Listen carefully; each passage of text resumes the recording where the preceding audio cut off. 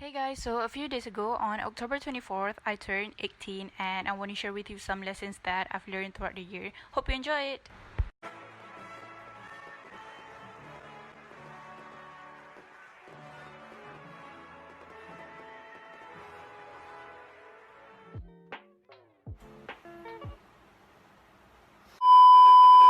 Hey guys, welcome back to my channel. So recently on October 24th, I turned 18. So today I just wanted to do a casual video sharing the biggest lessons I've learned this year. So this was a pretty big year for me. Now I'm officially 18. I know it sounds late, but this year has really been the year where a lot of my dreams are real. It's just kind of crazy when I look back, when I wished for all these things and a lot of them have come true. Actually, I wanted to create meaningful content. I wanted to inspire people or create some positive impact on the world, which I'm so grateful to do now. And I don't know, I feel like each year I'm getting closer and closer to creating my dream life. And this has been the transition period where I feel like I'm constantly learning, constantly pushing myself, and I always wanted to do things the pro way, actually pushing myself towards that. And I'm going to be sharing 18 things that I learned by 18. I would love if you guys would leave me a comment below.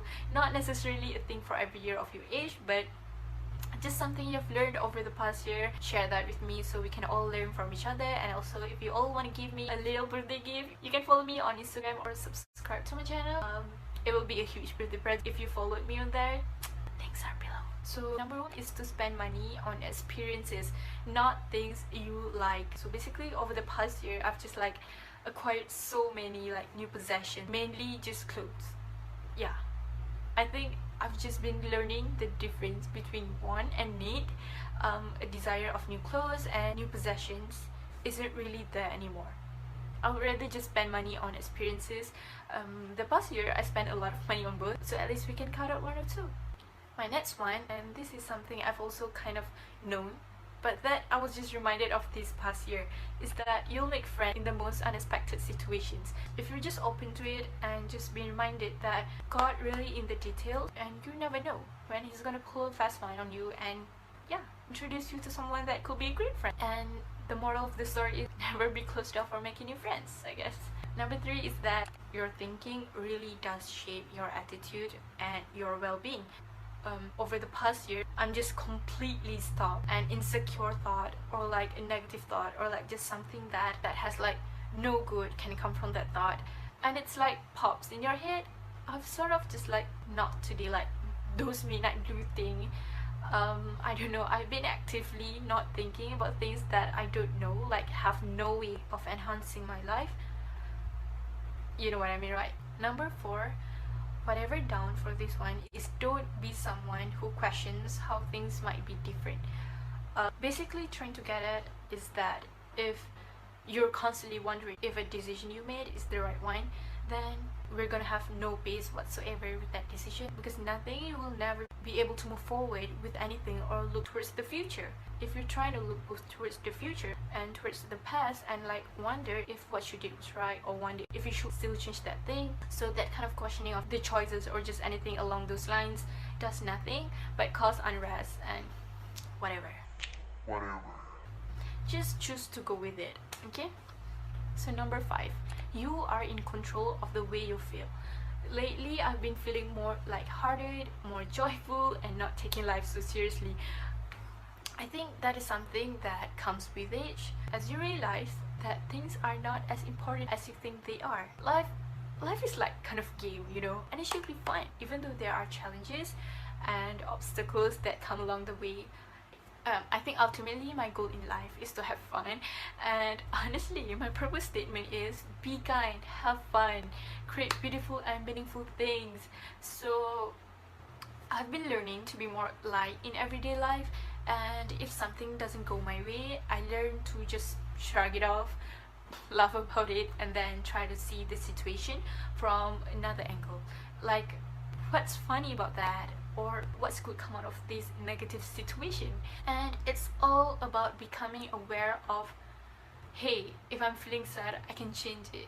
I can tell my mind to switch it, and I know it's not easy at first. I think when you're starting out, it's hard to get out of whatever emotions you're in, but I think I've gotten to a point where I can learn to be present and snap myself out of different emotions quicker. Number 6, something that I've learned over and over again, and I feel like with relationships and friendships, you learn it more and more on a deeper level. You have to learn to treat people the way that they want to be treated, not how you want to be treated. To others as you would have others do unto you. Because people are different.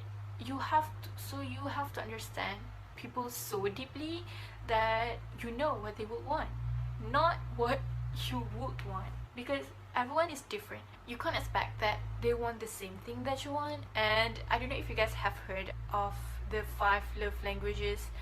That's a real good place to start. Basically, that is the idea that there are different love languages, and everyone speaks and appreciates different languages. So if you have a partner and you speak different languages, you could be expressing your love the way that you feel is the way that is natural to you, and they might not be able to receive that love, and they might express their love in a different way that doesn't resonate with you. And so you have to first understand those differences, and then you can learn to speak their language, and they can learn to speak your language. And that is the first step, basically. By the way, I linked my last year's video of 17 things I learned throughout the year.